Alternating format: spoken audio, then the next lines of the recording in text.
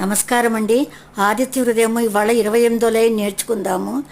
ఏ చతుర్త్వా మహాతేజ నష్ట శోకో భవతదా తారయామాస సుప్రీత రాఘవ ప్రేతాత్మవాన్.